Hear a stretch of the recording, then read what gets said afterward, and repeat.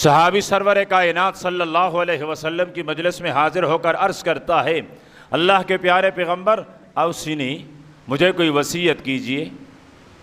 जिस तरह हम अपने मुर्शिद के पास, अपने पीर के पास, अपने उस्ताद के पास, अपने इमाम के पास जाते हैं कि जी कोई तावीज़ है जिससे मेरी दुनिया चले, माल बढ़े, कारखाने लग जाएं, मैं घर बैठूं और माल दौलत सरमाया पैसा उड़कर मेरे पास आ जाए।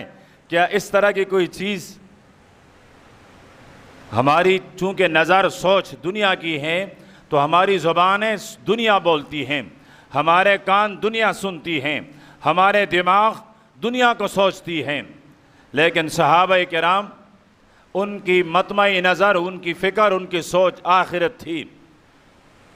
तो आप सल्लल्लाहु अलैहि वसल्लम के दरबार में आकर अर्ज़ करता है, अल्लाह के महबूब वसीयत कीजिए, लेकिन मुख्तसर सी वसीयत हो।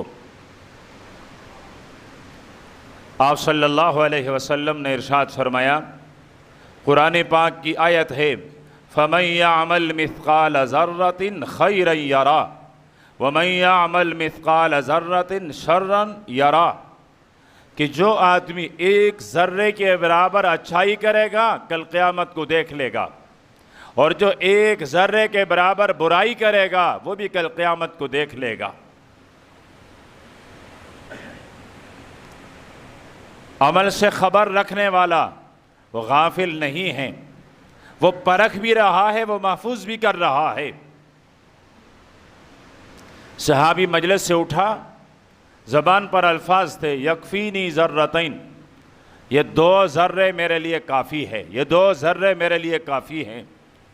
आप सल्लल्लाहु अलैहि वसल्लम की नबूवत वाली ज़ुबान हरकत में आई और अल्लाह के प्यारे पैगम्बर की ज़ुबान मुबारक से ये पूल झड़े कि अफ़लहर रजुल इन सदक़ा, अगर इस आदमी ने अपनी ये बात सच्ची कर दिखाई तो ये जन्नती है, ये कामयाब।